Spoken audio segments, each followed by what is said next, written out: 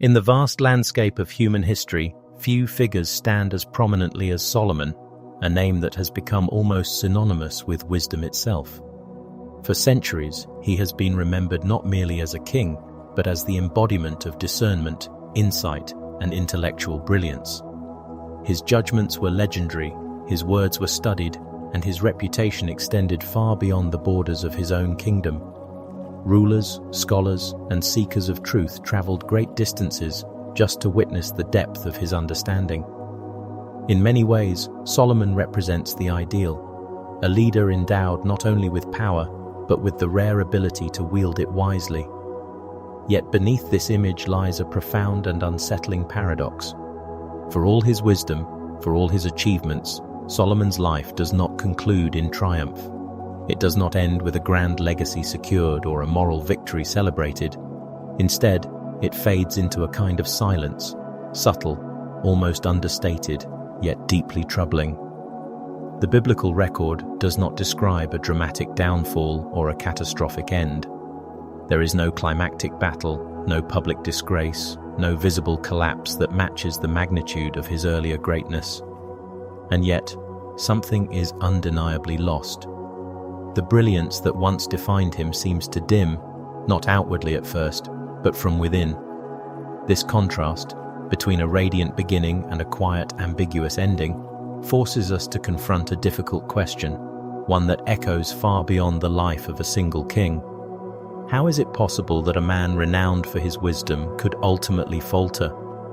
How can someone who understood so much, who saw so clearly, fail to sustain the very principles that elevated him in the first place? This is not merely a historical or theological inquiry, it is a deeply human one. We tend to assume that knowledge protects us, that understanding shields us from failure. We believe that if we can see clearly enough, think deeply enough, and choose wisely enough, we can secure a stable and meaningful life. Solomon's story challenges that assumption at its core. It suggests that wisdom alone is not enough, that there is a gap between knowing what is right and consistently choosing it. The tension in Solomon's life lies precisely in that gap. He did not begin as a flawed or misguided figure. On the contrary, he began as one of the most promising leaders imaginable. His early decisions reflected humility, clarity, and a sincere desire to govern justly. There was alignment between his insight and his actions, between what he understood and how he lived. And yet, somewhere along the way, that alignment began to shift. Not abruptly, not dramatically, but gradually, almost imperceptibly.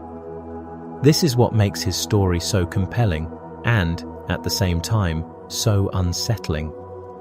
It is not the story of a man who failed because he lacked wisdom. It is the story of a man who possessed wisdom in abundance, yet still lost his way. The implication is clear. The greatest dangers in life do not always come from ignorance or weakness. Sometimes they emerge in the very places where we feel most secure, within our strengths, our achievements, and our sense of control. As we step into the beginning of Solomon's journey, we must hold on to this paradox.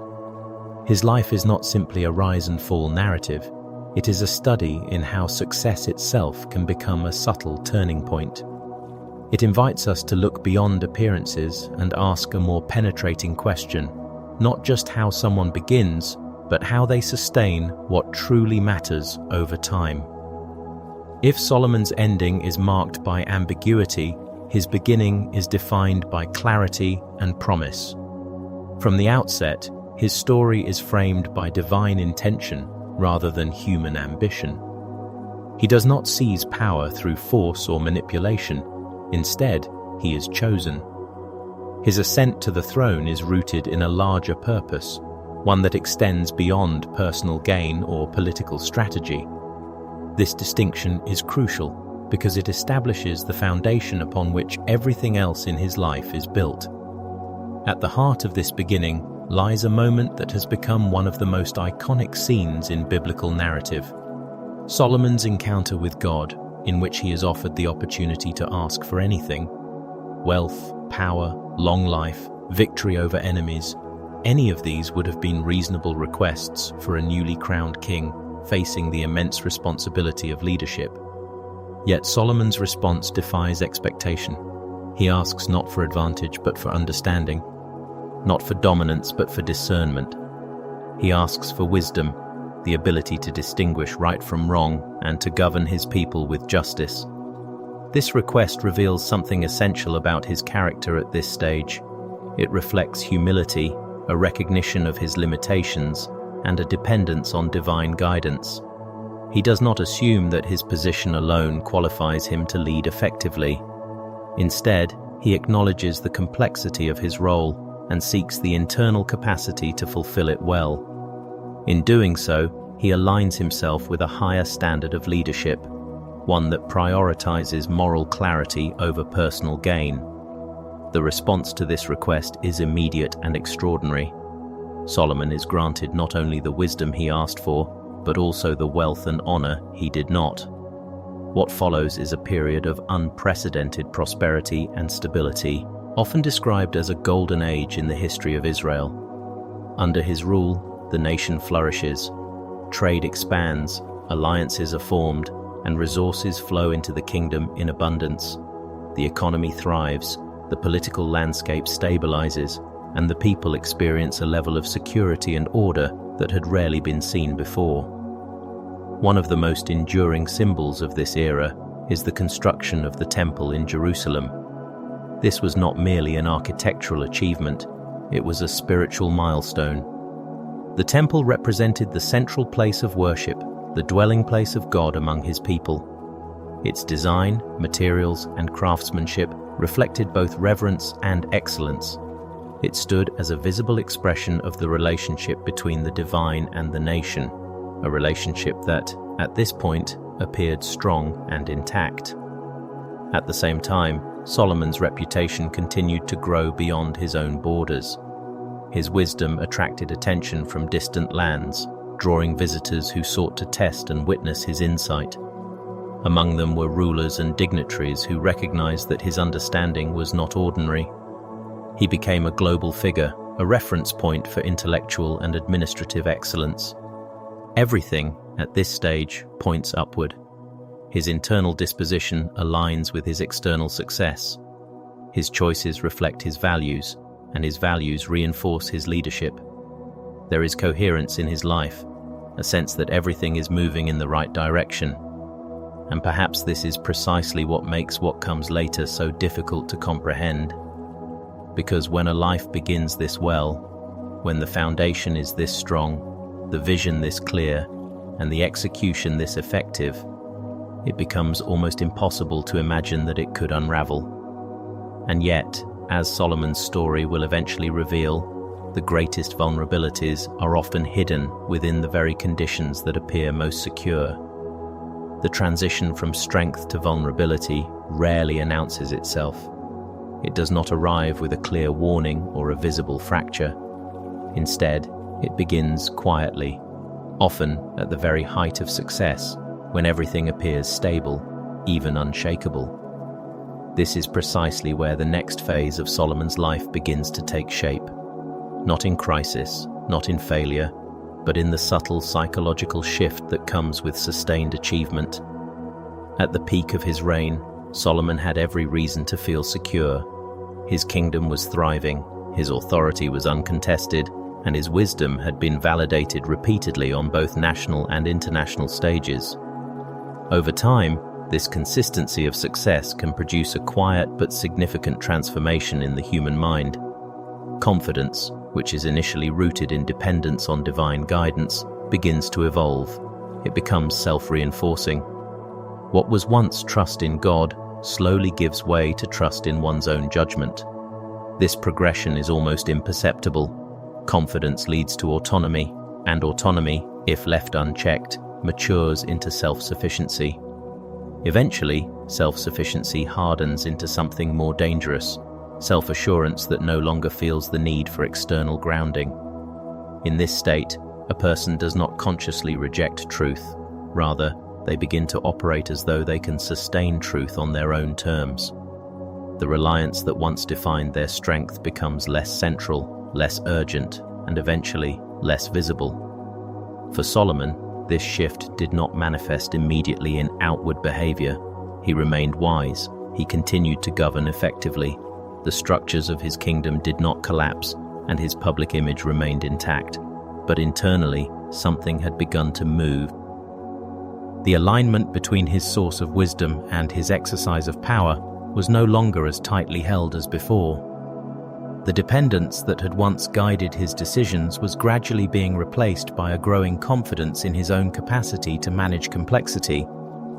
It is within this internal recalibration that the first seeds of decline were planted, and like most seeds, they were small, easily overlooked, and seemingly harmless at the beginning.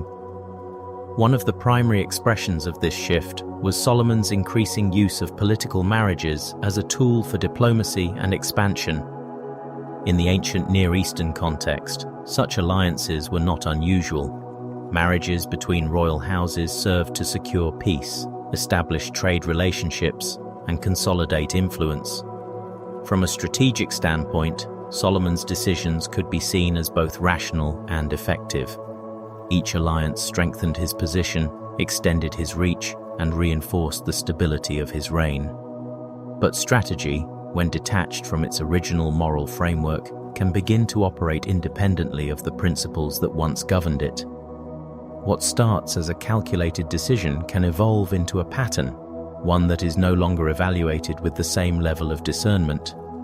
The question is no longer, is this aligned with what is right, but rather, does this work? And when effectiveness becomes the primary metric, the boundaries that once defined acceptable action begin to blur. Solomon's marriages were not merely political arrangements, they were points of entry. Each union brought with it not only a new relationship, but a new set of cultural assumptions, religious practices, and ideological influences. At first, these may have seemed manageable, external elements that could be contained within the broader structure of his rule. After all, Solomon was the one in control. He was the one with wisdom. He was the one who had successfully navigated complexity before. And this is where the subtlety of the shift becomes most apparent. The issue was not a single decision, but a series of decisions made under the assumption of control. Each step was justified, each choice defensible. There was no dramatic departure from his earlier values, only a gradual reorientation of priorities. And because the change was incremental, it did not trigger alarm. It felt like continuity, even as it quietly redirected the trajectory of his life. What begins as strategy eventually becomes structure. Over time, Solomon's pattern of political marriages expanded far beyond its original scope. The numbers themselves are staggering: 700 wives of royal birth and 300 concubines. What was once a calculated approach to diplomacy had evolved into a defining feature of his reign, a lifestyle that extended well beyond political necessity. At this scale, the implications could no longer be contained. Each relationship carried with it a cultural and religious identity, and collectively, they formed a complex network of influence within the heart of the kingdom. These were not distant or abstract elements. They were embedded within Solomon's immediate environment, shaping the rhythms of his court, the dynamics of his household, and ultimately, the direction of his leadership. The shift that followed was not immediate, but it was inevitable. Influence, when sustained and normalized, does not remain external. It moves inward. What is tolerated becomes familiar. What is familiar becomes acceptable. And what is accepted eventually becomes integrated. This progression, allowing, accepting, accommodating, is the mechanism through which compromise takes root. It does not require a conscious decision to abandon core beliefs. In fact, it often occurs without any explicit rejection at all. The original foundation remains in place, but it is no longer exclusive. It is shared, diluted, and gradually repositioned within a broader, more accommodating framework. For Solomon, this meant that his relationship with God was no longer the singular axis around which his life revolved. It remained present, but it was no longer central. Alongside it, other influences began to take shape. Quietly at first, then more visibly. Altars were built, not for the god who had established his kingdom, but for the deities associated with the cultures that had entered through his alliances. These were not isolated acts, they were systemic expressions of a deeper shift. The danger here lies not only in the actions themselves, but in the underlying assumption that such coexistence is sustainable, that one can maintain a primary commitment while simultaneously accommodating competing loyalties, that the presence of multiple influences does not fundamentally alter the structure of belief. But in reality, divided allegiance is not a stable condition. It reshapes priorities, redistributes attention, and ultimately redefines identity. What makes this stage particularly significant is that Solomon does not appear to lose his awareness. He is not portrayed as ignorant or confused. The issue is not a lack of understanding, but a reordering of what is given weight. He knows, but he does not act in accordance with what he knows. And this dissonance between knowledge and action is where the compromise becomes complete. At this point, the trajectory is no longer ambiguous. The earlier shifts, once subtle and internal, have now taken on visible form. The private adjustments have become public realities, and the system that once reflected clarity and cohesion now carries within it the seeds of fragmentation. The paradox deepens. The wisest man, operating with full awareness, moves step by step into a position where wisdom no longer governs his choices, not because it is absent, but because it has been displaced. And in that displacement lies the true cost of compromise, not an immediate collapse, but a gradual reconfiguration of everything that once made stability possible. There comes a point in every gradual decline when what was once internal becomes unmistakably external, when quiet shifts of the heart take visible form in the world. For Solomon, that moment is marked not by a sudden collapse, but by a series of deliberate actions that reveal how far the reorientation has progressed. The compromises that once lived in the realm of tolerance and accommodation now materialize in concrete, irreversible ways. Among the most striking of these actions is the construction of altars dedicated to foreign gods. This is not merely symbolic, it is structural. Altars represent devotion, allegiance, and the ordering of ultimate priorities. To build them is to legitimize what they stand for. And in doing so, Solomon does not simply permit alternative beliefs to exist, he actively establishes them within the framework of his kingdom. This marks a profound inversion of the spiritual order that once defined Israel. The nation had been built upon a clear and exclusive covenantal relationship with God, a relationship that shaped its laws, its identity, and its collective purpose. At the center of that identity stood the temple in Jerusalem, the very structure Solomon himself had built as a testament to that relationship. Now, alongside that central symbol, other centers of worship begin to emerge, competing, fragmenting, and ultimately redefining the spiritual landscape. What makes this development particularly consequential is the role Solomon occupies. He is not merely a private individual making personal choices. He is the king. In the cultural and theological framework of Israel, the king functions not only as a siyasi leader, but as a spiritual guide. His actions carry normative weight. They do not remain isolated. They set direction. When the king builds altars, the people follow. When the king legitimizes alternative worship, it becomes normalized. And when the king's allegiance is divided, the unity of the nation's faith begins to fracture. This is how private compromise becomes public transformation. The shift is no longer contained within Solomon's personal life. It radiates outward, reshaping the practices and perceptions of an entire people. At the heart of this stage lies a deeper and more unsettling reality. Solomon is not acting out of ignorance. He is not a man who has lost the ability to discern truth. On the contrary, he is uniquely equipped to recognize the implications of his actions. He understands the covenant. He knows the history. He has experienced, in direct and profound ways, the presence and guidance of God. And yet, he proceeds. This is the core of the tragedy. Not that he does not know what is right, but that he no longer aligns his actions with that knowledge. The gap introduced earlier between understanding and obedience has now widened into a defining feature of his life. It is no longer a subtle tension, it is an established pattern. There is a particular weight to this kind of failure. Mistakes made in ignorance can be corrected through learning.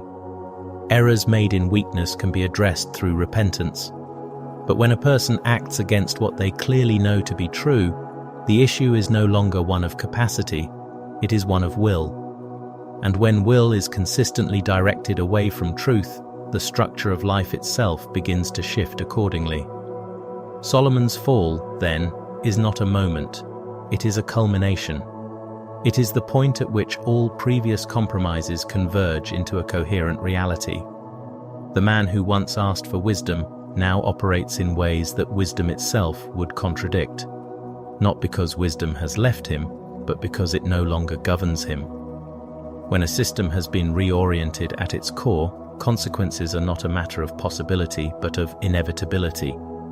In the narrative of Solomon's life, this inevitability is articulated through a direct and unambiguous declaration from God. The judgment is clear. Because of Solomon's divided allegiance, because he has turned away from the covenant that once defined him, the kingdom he built will not remain united. It will be torn apart. This pronouncement introduces a new dimension to the story. Up to this point, the changes have unfolded gradually, internally, and then structurally. Now, they are formally acknowledged. The trajectory is no longer implied, it is confirmed. The future of the kingdom is no longer open-ended, it is determined. And yet, what follows is not immediate collapse. This is one of the most striking aspects of the judgment, its delay. The kingdom is not divided during Solomon's lifetime. The structures of power remain intact. The appearance of stability continues. From an external perspective, little seems to change. The throne is still occupied, the administrative systems still function, and the wealth of the nation remains visible. But beneath this surface continuity lies a radically altered reality. The outcome has already been decided. It simply has not yet been executed. This creates a unique and deeply complex psychological state, one in which a person continues to live within a system whose future disintegration is certain. For Solomon, this means inhabiting a world that is, in a sense, already broken, even if that brokenness has not yet manifested fully. The knowledge of what is to come cannot be undone. It cannot be negotiated or reversed. It becomes a fixed point in his consciousness, a constant presence that reframes everything else. This is not the drama of sudden destruction. It is the weight of deferred consequence. There is a particular intensity to this kind of experience. Immediate consequences, while painful, are at least definitive. They arrive, they disrupt, and they force a response. Delayed consequences, by contrast, create a prolonged tension. They extend the period of awareness without resolution. They require a person to continue moving through time while carrying the full knowledge of what lies ahead. In this sense, the judgment functions not only as an external decree, but as an internal burden. It transforms Solomon's later years into a space of reflection, one in which past decisions are no longer abstract, but concretely linked to future outcomes. Every achievement, every structure, every aspect of the kingdom is now seen through the lens of its eventual fragmentation. There is also a generational dimension to this consequence. The division of the kingdom will occur not under Solomon, but under his son. This introduces an additional layer of complexity. The effects of Solomon's choices will extend beyond his own life, shaping the conditions under which the next generation must operate. The instability that will define the future is rooted in decisions made in the past. This underscores a critical principle. Leadership decisions are rarely confined to the moment in which they are made. They establish patterns, create pressures, and set trajectories that unfold over time. In Solomon's case, the internal compromises of one generation become the external crises of the next. Thus, the narrative arrives at a sobering equilibrium. The fall has occurred, not as a dramatic event, but as a completed process. The judgment has been declared, not as an immediate collapse, but as an irreversible future. And Solomon remains, still king, still in position, yet fundamentally altered by the knowledge of what his choices have set in motion. In this space between decision and consequence, between present stability and future division, the true weight of the story becomes clear. It is not only about what has been lost, but about what can no longer be restored. After the declaration of judgment, the narrative of Solomon moves into its final and most restrained phase. There is no dramatic unraveling, no public humiliation that mirrors the scale of his earlier greatness. Instead, the story narrows, quiets, and eventually concludes with a simplicity that feels almost disproportionate to the magnitude of the life it describes. The text offers no elaborate account of his final moments, only the brief statement that he rested with his ancestors. No spectacle, no climax, no resolution in the way one might expect. And yet, it is precisely this absence of drama that gives his ending its weight. For a figure who once stood at the center of global attention, whose words shaped nations and whose decisions defined an era, the lack of a grand conclusion is itself a kind of commentary. It suggests that the most significant aspects of his ending are not external, but internal, unseen, unrecorded, yet deeply consequential. By this stage, the transformation that began subtly has fully taken hold. Solomon is no longer the figure introduced at the beginning of the narrative. The coherence that once marked his life, the alignment between his wisdom, his devotion, and his leadership, has been replaced by fragmentation. Outwardly, he may still occupy the throne, still preside over a functioning kingdom, still retain the symbols of power and success. But inwardly, something essential has been lost. This loss is not easily quantified. It is not measured in territory, wealth, or influence. It is experienced as a kind of internal dislocation, a separation between who he once was and who he has become. The connection that once grounded his decisions, that gave clarity to his purpose, is no longer intact. And without that connection, everything else, no matter how impressive, begins to feel hollow. There is a particular kind of solitude associated with this state. It is not the solitude of isolation, where a person is physically alone. Rather, it is the solitude of dissonance, of living within a life that no longer aligns with its own foundations, surrounded by abundance, yet disconnected from meaning, holding authority, yet lacking the internal coherence that once justified it. This is where the deepest layer of the tragedy emerges.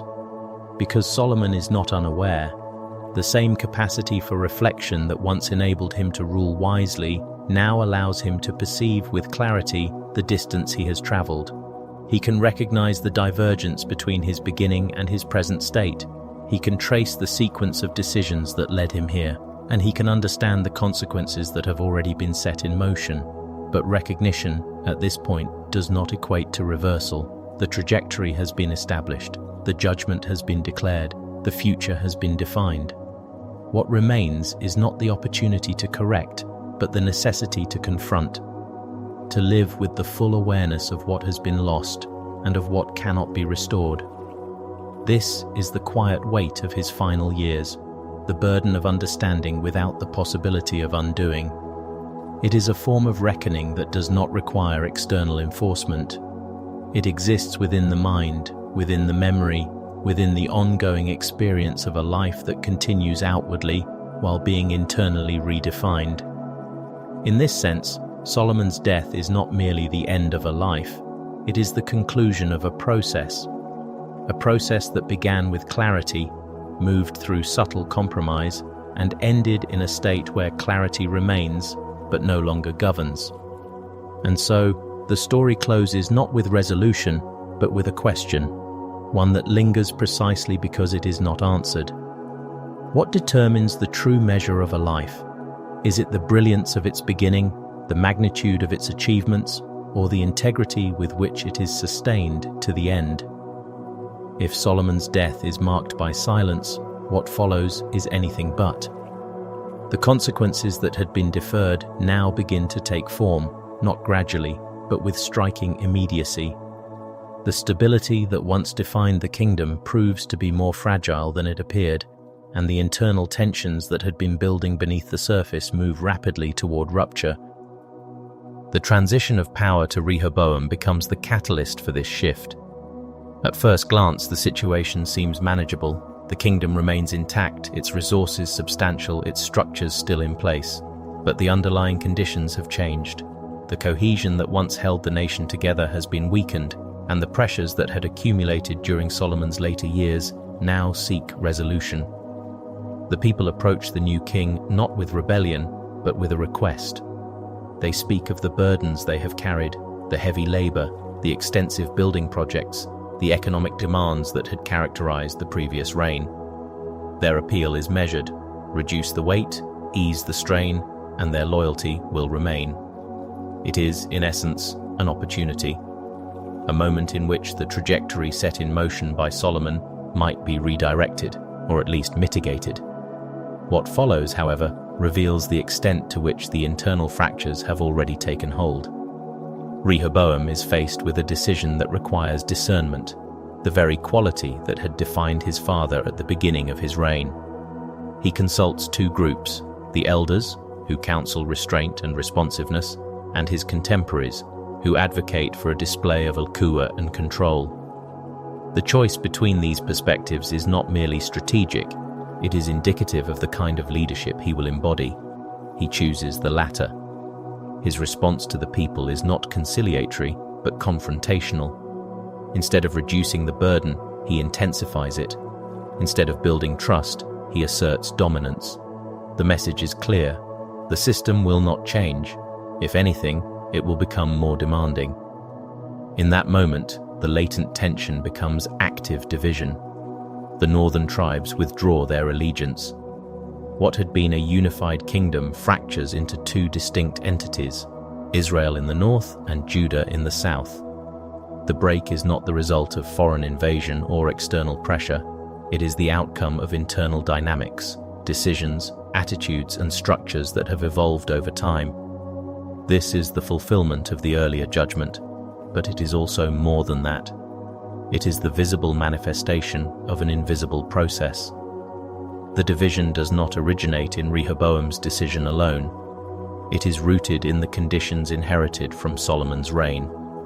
The heavy burdens, the centralized power, the fragmented spiritual identity, all of these contribute to a context in which a single HHL can trigger systemic collapse. In this way, the narrative reinforces a critical insight. Consequences are often cumulative. They build over time, shaped by patterns rather than isolated events. When they finally emerge, they may appear sudden, but they are, in fact, the result of a long sequence of prior choices. The tragedy, then, extends beyond Solomon himself. It becomes generational. The instability that defines Rehoboam's reign is not an isolated failure. It is the continuation of a trajectory that began earlier. The internal compromises of one leader become the external crises of the next. And with that, the story reaches a new phase, not of resolution, but of fragmentation. The unity that once symbolized strength is replaced by division. The clarity that once guided the nation gives way to competing directions. What had been built with wisdom is now dismantled through a combination of inherited dafh and immediate misjudgment. The paradox that defined Solomon's life now expands to encompass an entire kingdom. A beginning marked by coherence leads, through a series of subtle and then explicit shifts, to an outcome defined by separation. And the question that lingered at the end of his life now finds a broader context, no longer confined to a single individual, but reflected in the fate of a nation shaped by his legacy. When the narrative of Solomon is viewed in its entirety, from its luminous beginning to its quiet and fragmented end, it resists any simplistic interpretation. It does not function as a straightforward moral tale where good is neatly rewarded and failure is immediately punished. Instead, it unfolds as a layered examination of human nature, leadership, and the subtle dynamics that shape a life over time. And in doing so, it leaves behind a set of lessons that are both unsettling and deeply relevant. The first and perhaps most striking insight is this: a strong beginning does not guarantee a strong ending.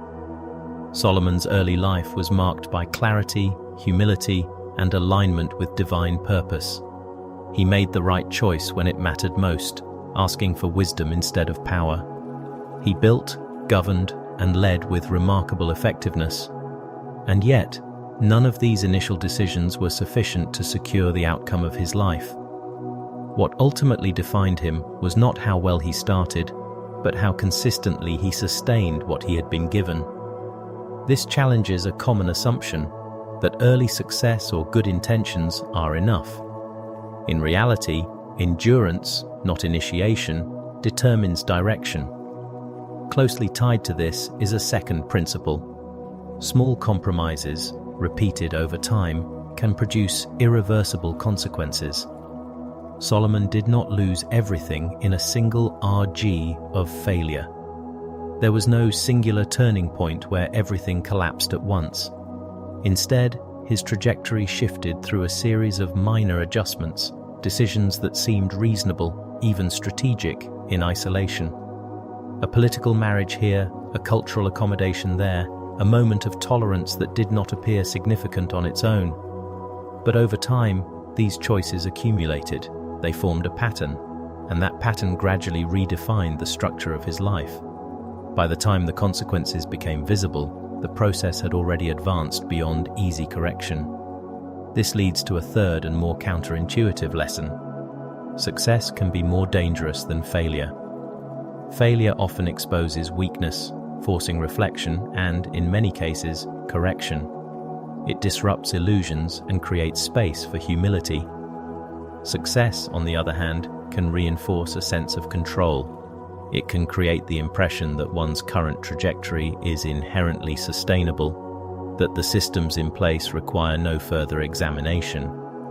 In Solomon's case, the very prosperity and stability he helped create became the environment in which subtle drift could occur unnoticed. The absence of crisis delayed the need for self-evaluation, allowing internal misalignment to deepen beneath a surface of external success. Yet above all these insights stands a central, unifying principle. Faithfulness outweighs ability.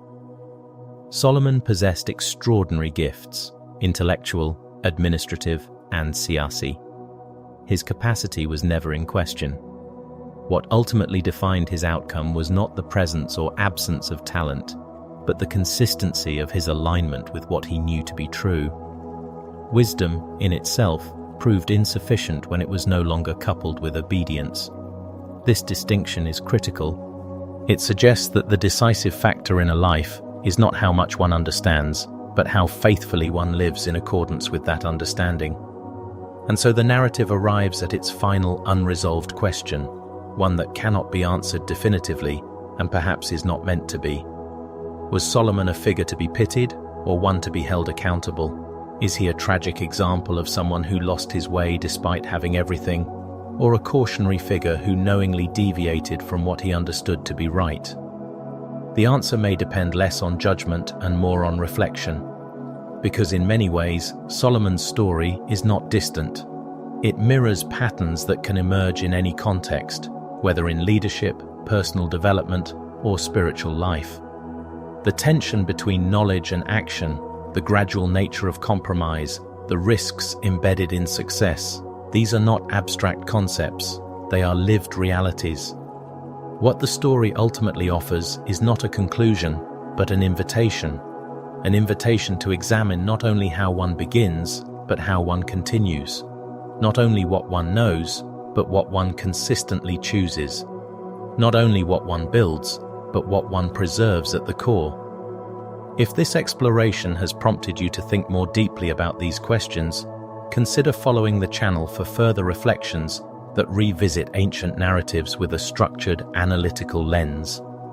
Each story, when examined closely, reveals patterns that extend far beyond its original context, patterns that continue to shape how we understand decisions, consequences, and the long arc of a life.